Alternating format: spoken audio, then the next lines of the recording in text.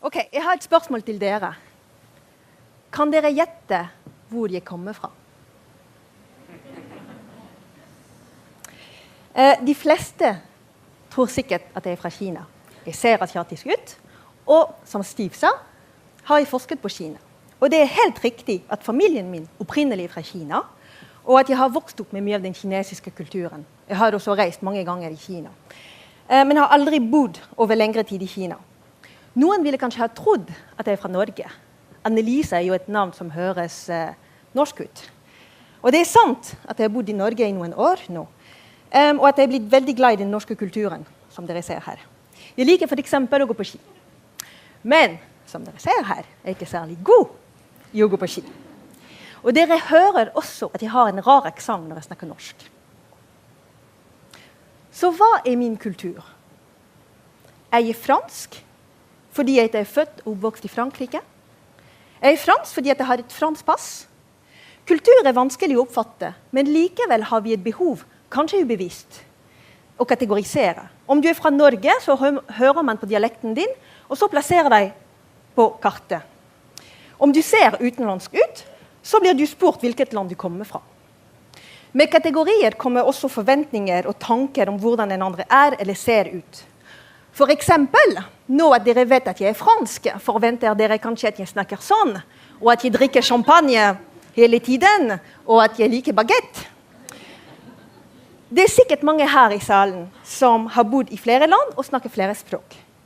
Hvor mye blir du påvirket av de andre kulturene? Og hvor tysk eller norsk er du når du er i møte med andre kulturer? Hvor norsk er du når du snakker engelsk? Det finnes mange bøker som kan fortelle deg hvordan du skal forholde deg til eller forhandle med andre kulturer. I disse bøkene er kultur oppfattet som noe du ikke kan forandre særlig. Er du norsk, så oppfører du deg alltid på en norsk måte, uten å kunne tilpasse deg. Men hvis vi ikke kan tilpasse oss til andre og andre kulturer, hvordan kan vi samarbeide med andre?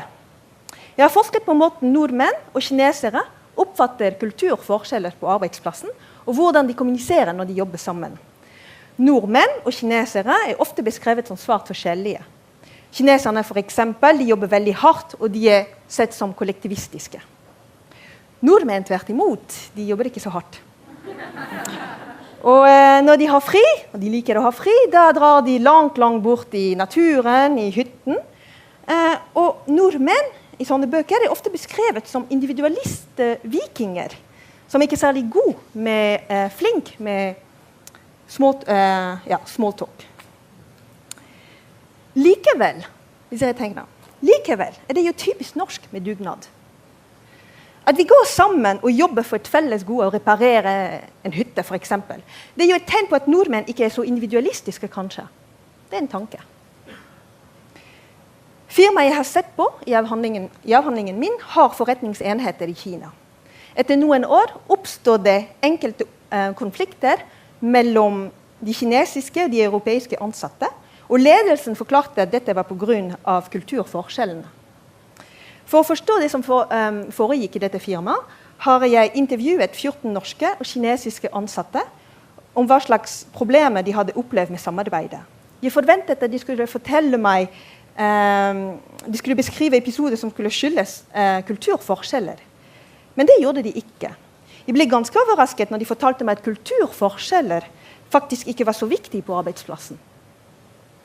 At forskjell i varemåter eller verdier ikke er en hindring i seg selv, når man jobber mot et fellesmål. En nordmann jeg har snakket med for eksempel, fortalte meg at det faktisk var lettere å jobbe med kineserne enn han hadde forestilt seg. Han hadde hørt så mange ganger at det var vanskelig å jobbe med kinesere, at han trodde det skulle være problematisk. Men det gikk jo greit. Så hva er problemet da? I studien min viser jeg at kommunikasjon kan være utfordrende, spesielt når man ikke er enig, som de to her. Eller hvis man skal kritisere. Og dette er spesielt hvis vi kommuniserer på engelsk, som er et fremmedspråk, og som vi ikke mestrer like godt som morsmålet vårt. Ekstra utfordrende blir det når kommunikasjon foregår på e-post, som er den mest vanlige formen for kommunikasjon på den globale arbeidsplassen. For vet du egentlig hvordan mottakeren reagerer på en e-post du har sendt? Jeg har analysert 180 e-post og gjennomført en spørreundersøkelse om hvordan kinesere oppfattet disse e-postene. Det jeg har funnet, er at mange nordmenn kunne være for direkte når de skriver e-post på engelsk. Det går stort sett greit å si ting rett ut i en jobbsammenheng når du må spørre om en rutinesak. Men om du skal kritisere eller være uenig, så kan du fort fornærme din kollega. Den andre er at nordmenn kan også oppfattes som uhøflige. Hvorfor det? På norsk har vi en tendens til å være mer uformell, og vi bruker ikke kanskje så mange høflighetsfraser som «var så snill». Og da er det lett å glemme en «please» når man skriver på engelsk. Så hvis du skriver en beskjed uten «please», så kan du fort bli oppfattet som en kommando, og det er ikke særlig vennlig. Jeg var i utlandet en gang og bestilte en kopp kaffe, og da sa jeg «Hi, coffee». Servitøren han så på meg og rettet meg, og da sa han «Good morning, I would like to have a coffee, please». Dette var skikkelig flaut. Da visste jeg at jeg hadde bodd alt for lenge i Norge. Å være for direkte eller å bli oppfattet som uhøflig kan bli tolket som mangel på respekt og profesjonalitet på den globale arbeidsplassen. Jeg kunne selvfølgelig fortelle dere mye mer om min forskning i dag, men om dere er interessert i temaet, så kan dere lese mer. For eksempel min avhandling. Ok, hva er budskapet mitt i kveld? Kommunikasjonsferdigheter var faktisk viktigere enn kulturforskjeller på arbeidsplassen. Det har jeg funnet ut i avhandlingen min. Så neste gang frustrasjon eller misforståelser oppstår med din utenlandske kollega, spør om det heller ikke kommunikasjon det dreier seg om. Takk for meg.